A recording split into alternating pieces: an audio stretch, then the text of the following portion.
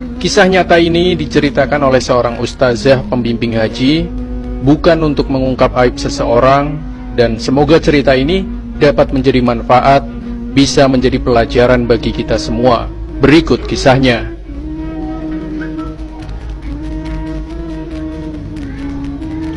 Selama hampir 9 tahun menetap di Mekah sambil menguruskan jemaah haji dan umroh, saya telah melalui berbagai pengalaman menarik dan yang pahit.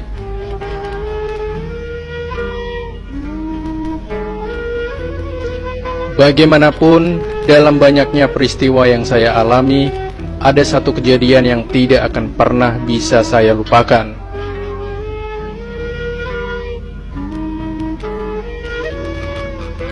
Kisah ini terjadi kepada seorang wanita yang berusia di pertengahan 30 tahun pada saat saya mengurus satu rombongan haji.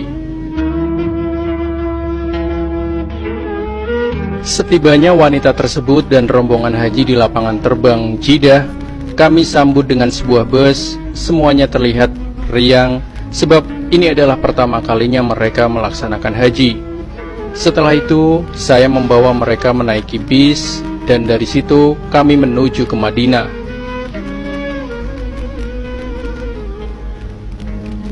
Alhamdulillah, segalanya berjalan lancar hingga kami sampai di Madinah. Tiba di Madinah, semua orang turun dari bis.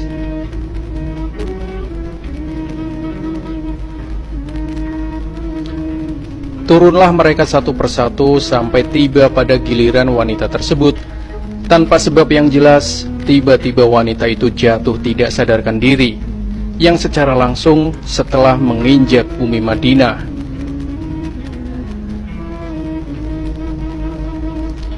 Sebagai orang yang dipertanggungjawabkan mengurus jemaah itu, saya pun bergegas menuju ke arah wanita tersebut. "Jemaah ini sakit," kata saya pada jemaah-jemaah yang lain.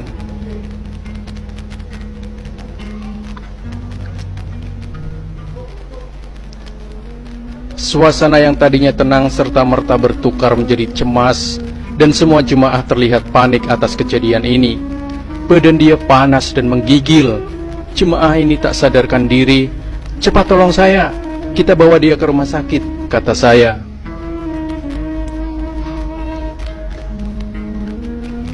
Tanpa membuang waktu, kami mengangkat wanita tersebut dan membawanya ke rumah sakit Madinah yang terletak tidak jauh dari situ.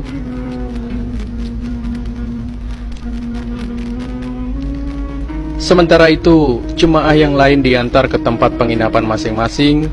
Sampai di rumah sakit Madinah, wanita itu masih belum sadarkan diri. Berbagai usaha dilakukan oleh dokter untuk memulihkannya, namun semuanya gagal. Sementara itu, tugas mengurus jemaah perlu saya teruskan.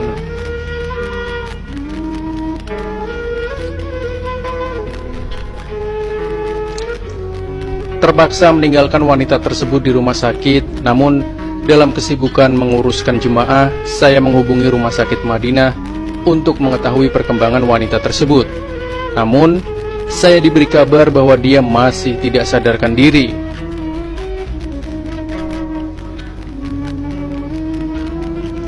Selepas 2 hari, wanita itu masih juga tidak sadarkan diri. Saya makin cemas. Maklumlah, itu adalah pengalaman pertama saya berhadapan dengan situasi seperti ini.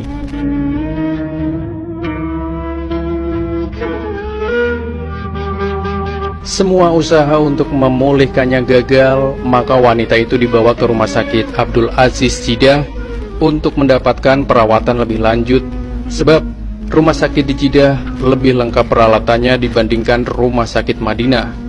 Namun, usaha untuk memulihkannya masih tidak berhasil.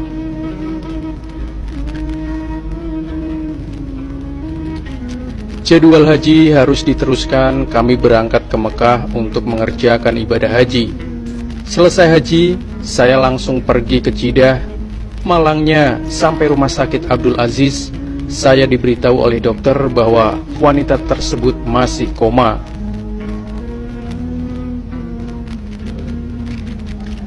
Bagaimanapun, kata dokter, keadaannya stabil. Ketika mengetahui hal itu, saya mengambil keputusan untuk menunggunya di rumah sakit.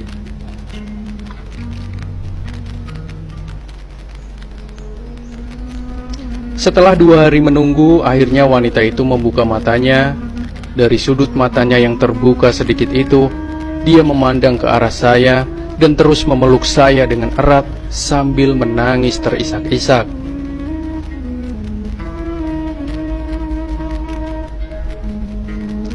Ketika itu saya sangat bingung. Saya bertanya kepada wanita tersebut, "Kenapa kamu menangis?" "Ustazah, saya taubat Ustazah. Saya menyesal. Saya tak akan berbuat lagi hal-hal yang tidak baik. Saya bertaubat, betul-betul bertaubat." "Kenapa kamu tiba-tiba ingin bertaubat?" tanya saya masih dalam keadaan bingung. Wanita itu terus menangis terisak-isak tanpa menjawab pertanyaan saya itu.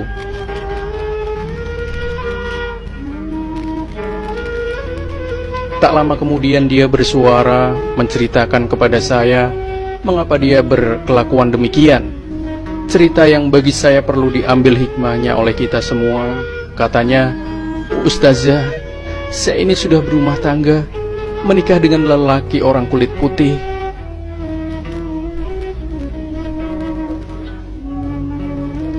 Tapi saya salah. Saya ini cuma Islam pada nama dan keturunan saja. Saya tak pernah mengerjakan ibadah. Saya tidak sholat, tidak puasa. Semua amalan ibadah saya dan suami tidak pernah saya kerjakan. Rumah saya penuh dengan botol minuman." Dengan suara tersekat-sekat, wanita itu menceritakan, "Ustazah, Allah itu maha besar, maha agung, maha kaya. Semasa koma, saya telah diazab dengan siksaan yang benar-benar pedih atas segala kesalahan yang telah saya buat selama ini." "Betulkah?" tanya saya terkejut. "Betul Ustazah. Selama koma itu, saya telah ditunjukkan oleh Allah tentang balasan yang Allah beri kepada saya. Balasan azab Ustazah, bukan balasan surga. Saya rasa seperti diazab di neraka."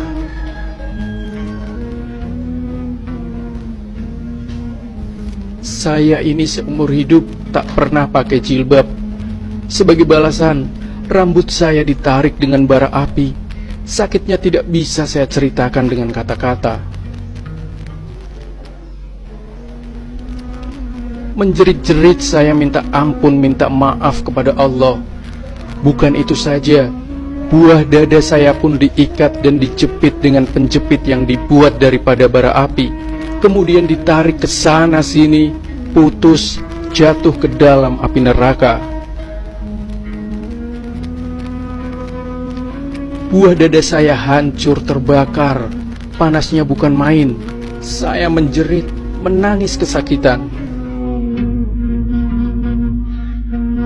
Saya masukkan tangan ke dalam api itu dan saya ambil buah dada itu kembali.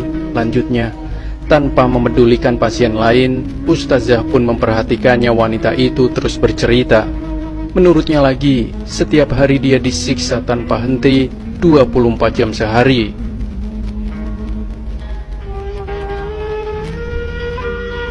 Dia tidak diberi waktu untuk beristirahat atau dilepaskan dari hukuman. Sepanjang masa koma itu dilaluinya dengan azab yang amat pedih. Dengan suara terbata-bata, dengan berlinang air mata, wanita itu meneruskan ceritanya. "Hari ke hari saya disiksa.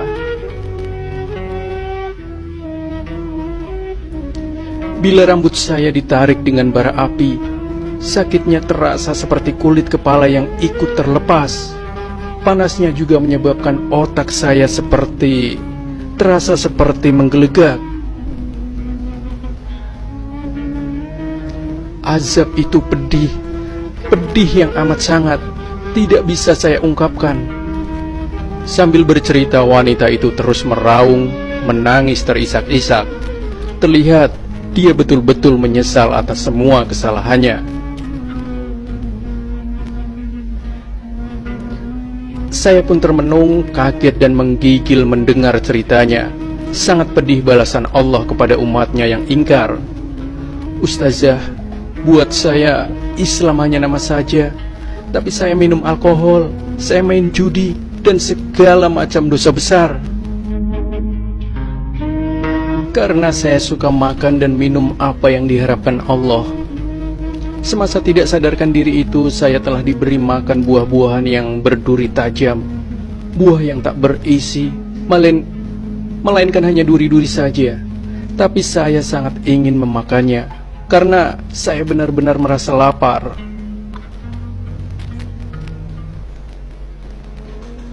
Bila ditelan buah-buah itu, duri-durinya menusuk kerongkongan saya, dan bila sampai ke perut, terasa menusuk perut saya. Sedangkan jari yang tertusuk jarum pun terasa sakitnya. Setelah buah-buah duri itu habis, saya diberi makan berupa bara-bara api. Pada saat saya masukkan bara api itu ke dalam mulut, seluruh badan saya rasanya seperti terbakar hangus. Panasnya cuma Allah saja yang tahu. Api yang ada di dunia ini tidak akan sama dengan panasnya.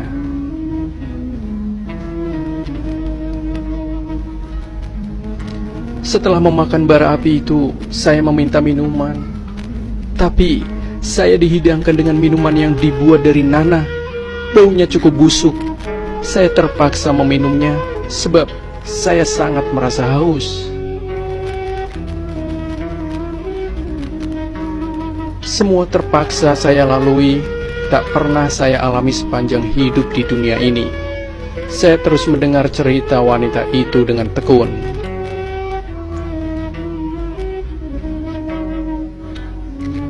Sangat terasa kebesaran Allah. Semasa diazab itu, saya merayu memohon kepada Allah supaya diberikan nyawa sekali lagi. Berilah saya peluang untuk hidup sekali lagi.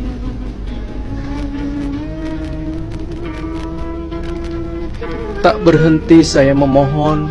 Saya berjanji tidak akan mengulangi kesalahan saya. Saya berjanji tidak akan ingkar atas perintah Allah dan akan jadi umat yang soleh.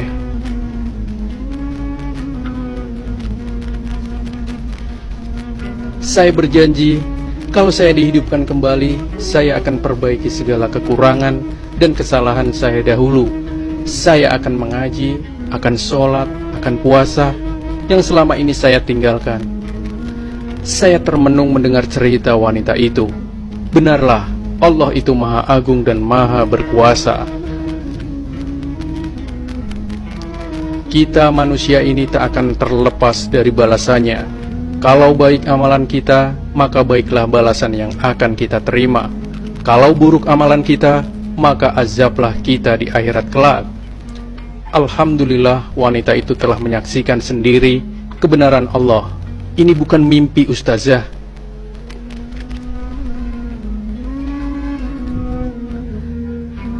Saya mimpi azabnya tidak akan terasa sampai sepedih ini.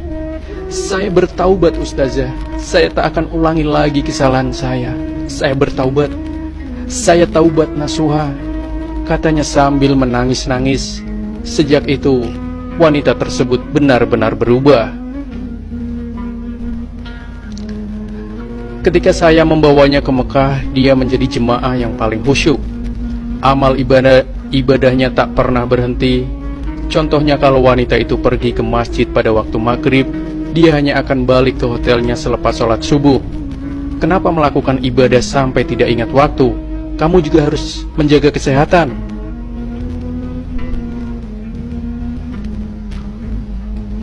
Pulanglah setelah sholat isya, makan nasi atau istirahatlah sejenak, tegur saya. Tidak apa-apa ustazah, saya membawa buah kurma.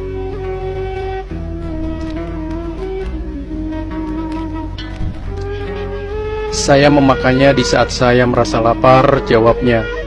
Menurut wanita itu, sepanjang berada di dalam Masjidil Haram, dia ingin membayar sholat yang ditinggalkannya dahulu. Selain itu, dia berdoa, mohon kepada Allah supaya mengampunkan dosanya.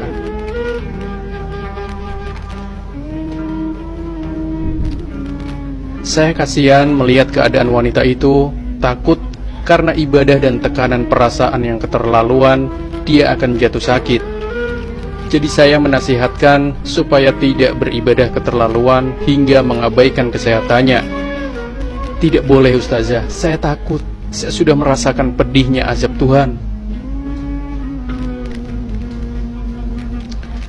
Ustazah tidak merasa, Ustazah tidak mengetahui rasanya kalau Ustazah sudah merasakan azab itu, Ustazah juga akan menjadi seperti saya.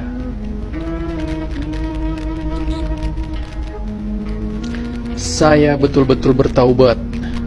Wanita itu juga berpesan kepada saya, katanya, Ustazah, kalau ada perempuan Islam yang tak pakai jilbab, Ustazah ingatkanlah pada mereka, pakailah jilbab. Cukuplah saya saja yang merasakan siksaan itu. Saya tidak mau ada wanita lain yang merasakan hal seperti yang saya sudah rasakan.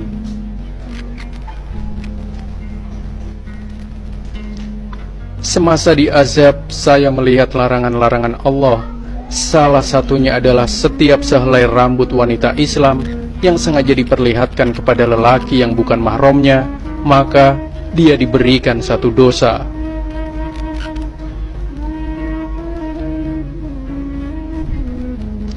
Kalau ada 10 lelaki yang bukan mahram melihat sehelai rambut saya ini, maka saya mendapatkan 10 dosa. Tapi Ustazah, rambut saya ini banyak jumlahnya, beribu-ribu. Kalau seorang melihat rambut saya, itu berarti beribu-ribu dosa yang saya dapat.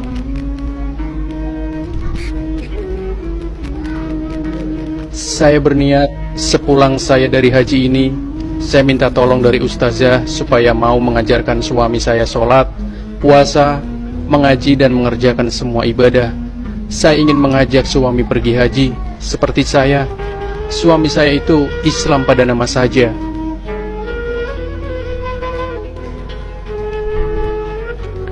Tapi itu semua adalah kesalahan saya.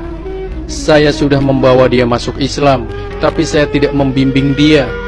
Bukan itu saja, sayalah yang menjadi seperti orang yang bukan Islam. Sejak kembali dari haji itu, saya tidak pernah mendengar lagi cerita tentang wanita tersebut. Bagaimanapun, saya percaya dia sudah menjadi wanita yang benar-benar soleha. Adakah dia berbohong kepada saya tentang ceritanya di azab semasa koma? Tidak.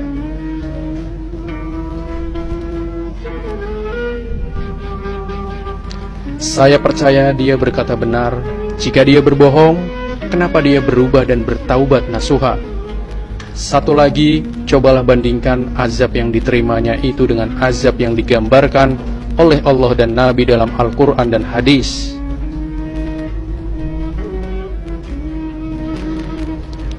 Adakah ia berbohong? Benar, apa yang terjadi itu memang kita tidak dapat membuktikannya secara saintifik. Tapi bukankah soal dosa dan pahala, syurga dan neraka itu perkara gaib? Janganlah bila kita sudah meninggal dunia, bila kita sudah diazab barulah kita mau percaya bahwa, oh, memang betul apa yang Allah dan Rasul katakan. Aku menyesal, itu sudah terlambat. Wallahu a'lam bishawab. Demikian kisah nyata yang dilansir dari sripoku.com dengan judul Islam hanya di KTP, tiba di tanah suci wanita cantik ini alami hal mengerikan. Sampai ketemu di kisah yang lain bersama nasihat kehidupan. Sampai jumpa. Wassalamualaikum warahmatullahi wabarakatuh.